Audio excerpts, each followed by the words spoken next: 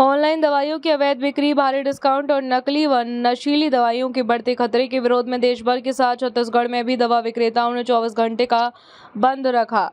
इसी कड़ी में राजनांदगांव जिला दवा विक्रेता संघ ने अपनी दुकानें बंद रखकर शहर में रैली निकाली, प्रदर्शन किया और केंद्र सरकार के नाम कलेक्टर को ज्ञापन सौंपा। राजनांदगांव जिला दवा विक्रेता संघ के बैनर तले शहर के दवा विक्रेताओं ने ऑनलाइन फार्मेसी व्यवस्था के खिलाफ मोर्चा खोल दिया। दवा व्यापारियों ने शहर में रैली निकालकर जमकर नारेबाजी की और ऑनलाइन दवा बिक्री पर सख्त नियम लागू करने की मांग उठाई। दवा विक्रेताओं का कहना है कि ऑनलाइन प्लेटफॉर्म के जरिए बिना पर्याप्त जांच और बिना डॉक्टर के प्रिस्क्रिप्शन के दवाइयों की बिक्री की जा रही है, जिससे नकली और नशीली दवाओं के प्रसार का खतरा लगातार बढ़ रहा है।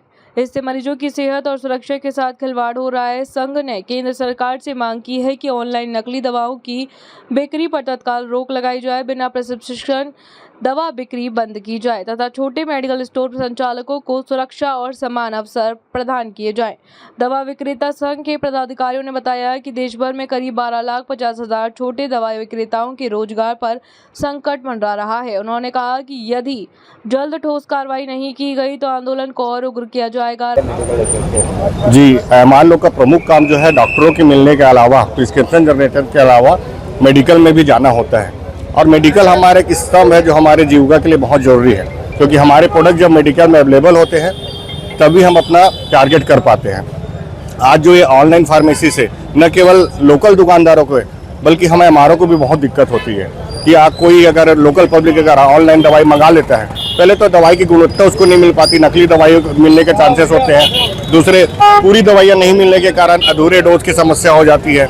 इस स्थिति में जो आज हमारे मेडिकल भाई लोगों ने जो आज हड़ताल किया है, उसके समर्थन में हम एमआर यूनियन के लोग भी इनके सपोर्ट में आए हैं। मेरा नाम राहुल कुमार देवांगन है, मैं प्रेसिडेंट हूँ एमआर एसोसिएशन। जी बताइए किस संदर्भ में आज ये हमारा all India chemist druggist association AICD के आह्वान पर बंद किया गया है और पूरे भारत के 12.5 लाख केमिस्ट इस आह्वान पर पूरे ऑल इंडिया में बंद है। चूँकि ई फार्मेसी 2018 में भारत सरकार द्वारा 817 के तहत ई फार्मेसी की मान्यता दी गई थी। उसके बाद 2020 में 222 के तहत ई फार्मेसी को डोर टू डोर की सप्लाई की मान्यता थी, लेकिन उसमें एक प्रावधान था कि ये जिले के अंदर की व्यवस्था रहेगी। लेकिन जो ऑनलाइन के प्लेयर हैं, बड़े हाउस हैं, वो इन कानूनों का लाभ उठाकर ई फार्मेसी करते हुए समस्त दवा व्यापारियों के हितों को कुठाराघात कर रहे हैं, उनको आर्थिक नुकसान पहुंचा रहे हैं। चूँकि वो बड़े प्लेयर हैं, उससे हम लोग मुकाबला नहीं कर सकते। हमारा अनुरोध है कि 9040 ड्रग एंड कॉस्मेटिक रूल में जो नियम था, ई फार्मेसी जो 2018 में जो नियम लागू किया गया है 817 का, उसको तत्काल सरकार वापस ले। 220 जो कोरोना काल में लाया गया था डोर टू डोर डिलीवरी का, उसको भी सरकार कोरोना पीरियड का वो नोटिफिकेशन था, उसे तत्काल सरकार वापस ले।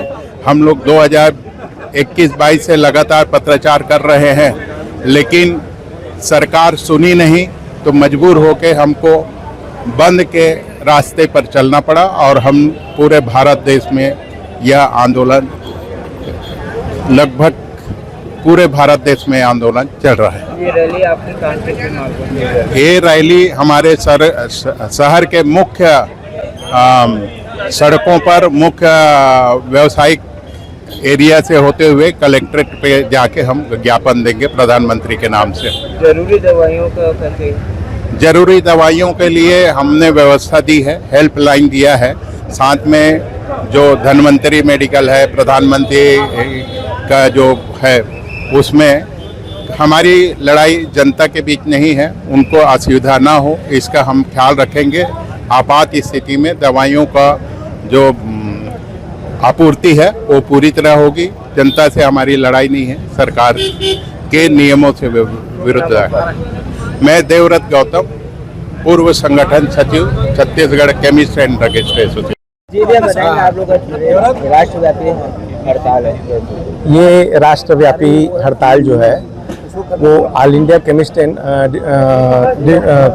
ड्रगिस्ट एसोसिएशन के तत्वाधान में और के आह्वान में ऑनलाइन और दो जो नोटिफिकेशन है, इसके पहले एक नोटिफिकेशन एक 817 जारी हुआ था, 817 और 220। 817 में ऑनलाइन दवा को इजाज़त दी गई थी और 220 कोविड के समय में आया था, जिसमें डोर डिलीवरी का दवा का सप्लाई किया जा सकता है। ये उस समय का नोटिफिकेशन था। इन दोनों ही नोटिफिकेशन का वर्तमान परिस्थितियों में दुरुपयोग हो रहा है और ऐसे कई हम लोगों को शिकायतें मिली है। तो ऑल इंडिया लेवल पे इन दोनों नोटिफिकेशन को वापस लेने के लिए सरकार से बार बार आग्रह किया गया, लेकिन सरकार ने आग्रह को नहीं माना। इसलिए ऑल इंडिया का एक निर्देश आया कि पूरे देश में एक दिन का महाबंद का आह्वान किया जाए और निश्चित रूप से इससे हम लोग चूँकि मानव सेवा से जुड़े हुए लोग हैं और जन स्वास्थ्य से जुड़े हुए हैं, पूरे कोरोना काल में हम लोगों ने लोगों की सेवा की। कोरोना काल में भी हम लोगों ने अपनी सेवाएं दी और हम अगर राजनांदगांव की बात करें तो 6 केमिस्ट ऐसे थे जो कोरोना की वजह से काल कलवित हुए और हम लोगों से उनका बिछो हुआ। उसके बावजूद हम लोग निरंतर अपनी सेवाएं देते रहे।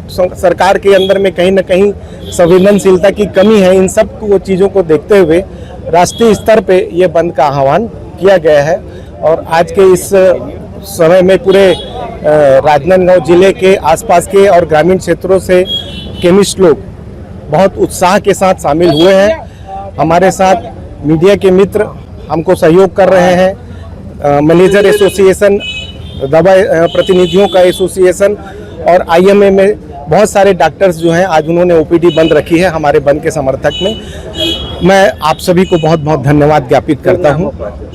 राजनांदगांव से विजन टाइम्स न्यूज़ के लिए भूमिका देवांगन की खास रिपोर्ट।